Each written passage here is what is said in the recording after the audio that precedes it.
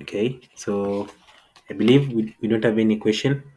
Now, yes, there's a question. Yes, yes, Jacqueline,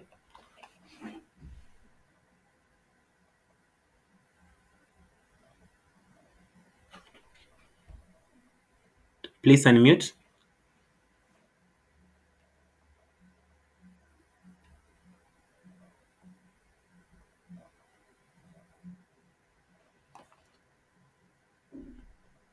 Okay, so you can still ask when you're able to get across to us.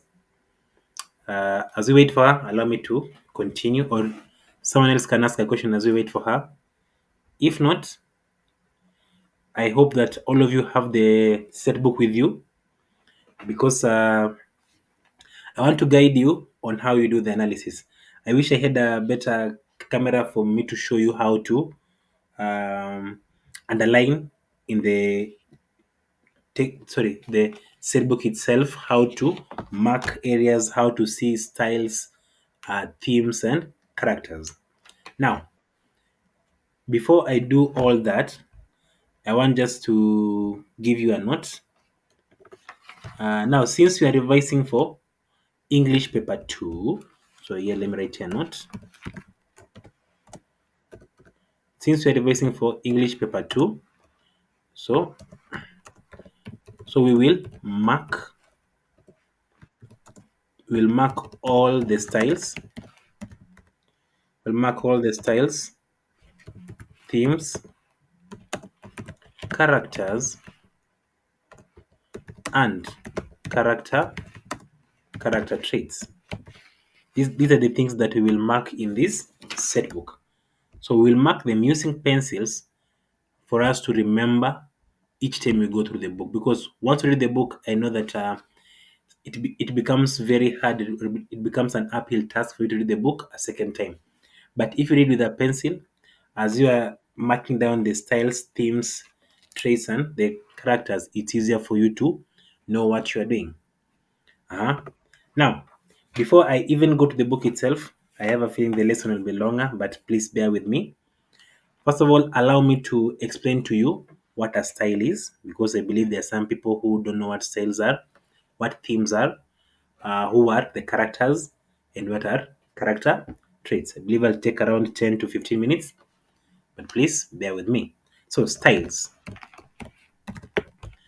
Now, styles, here we say that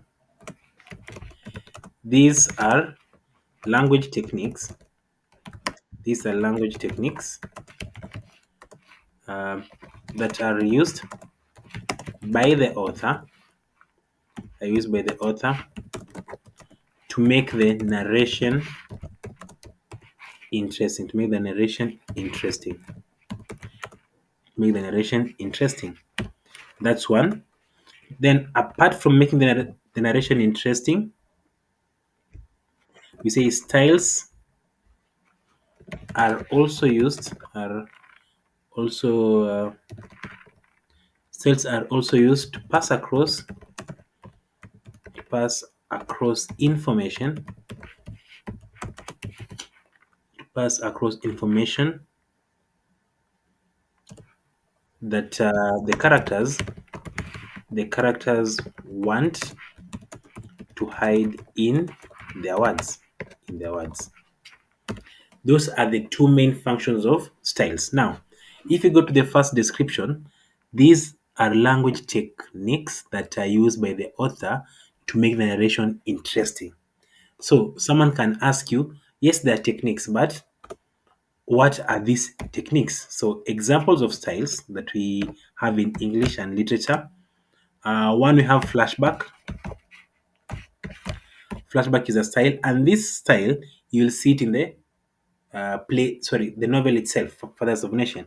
Now, flashback, this one is whereby the narrator, reflects back on past actions.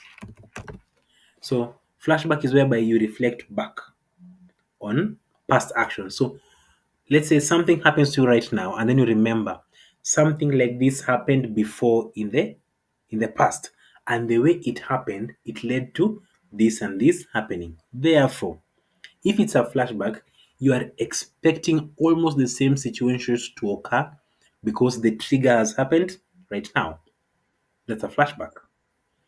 Huh? Then the other style that the opposite of flashback, we call it foreshadowing. Shadowing.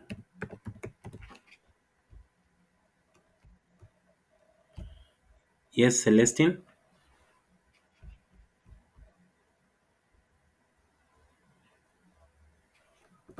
Celestine, your question. Your hand was up.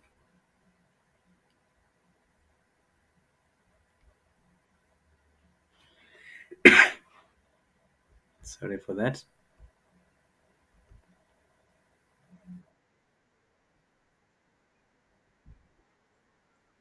Oh, it's okay. It's okay.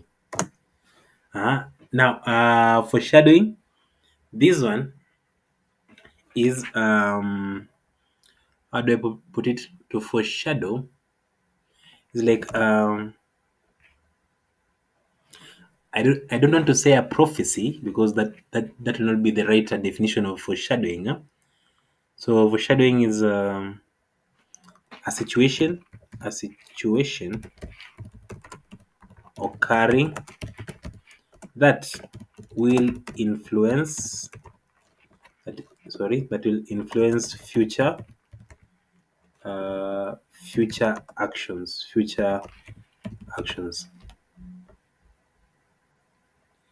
A situation occurring that will influence future actions.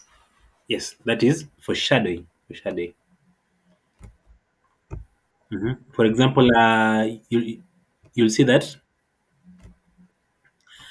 as we read this book, we'll come to learn that we have someone called Dr. Folabi, who is the guide in this book. So you see, Dr. Folabi, we had a foreshadowing whereby he had he's married to a white woman, huh? And they don't have children. So we see that his clansmen, the mother, the brothers, and the uncles in the village, they each time they sent him a village woman for him to marry. So they say that the educated woman is like she's controlling him, and therefore he can't even bear children. He's no longer a man in the Nigerian culture.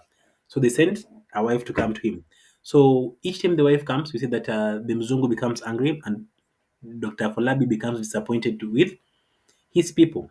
So this one foreshadows whereby we see Dr. in the future, Dr. Afolabi will betray his first wife, who is Africa, and therefore he will opt to choose ideas brought to him by a white man to guide Africa.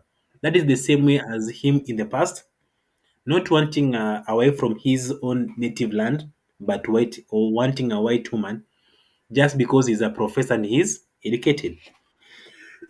Sorry for that. That is now foreshadowing. Another style, we have something that we call irony.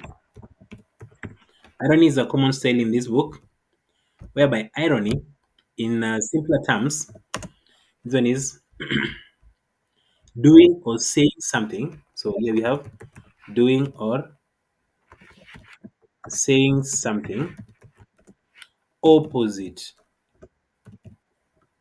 opposite, doing or saying something opposite to what you do or say. That is irony. It is ironical. Um, Easy.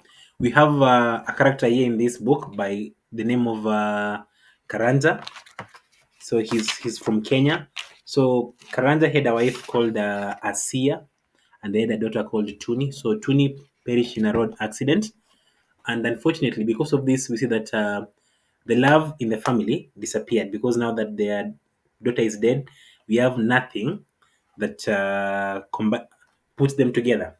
So, as he's with his wife, remember he's a professor in the University of Nairobi, and he has a colleague who is also a professor who is called Newborn Mwalome. But this colleague later on uh, quits from being a professor or being a lecturer and he's a junior, then he goes into politics. So when he goes into politics, he's able to use his tongue and his words in a proper way, and he's voted into power. So by getting into power, he becomes an area MP.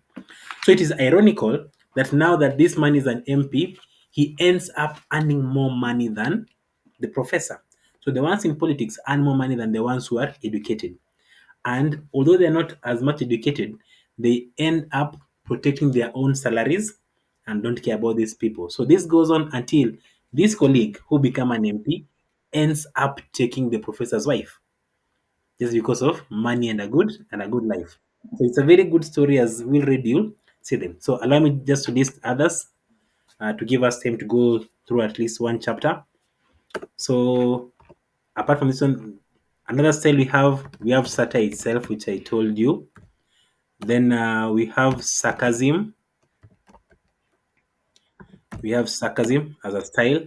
Then apart from sarcasm, we have personification.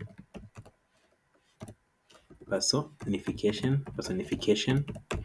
Then apart from personification, we have styles like dialogue. Remember, dialogue is whereby you talk to someone else. Then apart from dialogue, we have monologue, whereby monologue is whereby you talk to yourself. Now remember, in monologue, we have two. We have internal monologue, whereby you talk, it happens in your mind. You do not see, you talking. Then the other kind of monologue is whereby you just talk and the words are heard, but you're talking to yourself. Now, these are some of the styles which will come across the set book. Oh, and I forgot we have this one is very common. Huh? We have direct translation. Direct translation. That is also a style. Now, the other thing that I said we'll look at themes.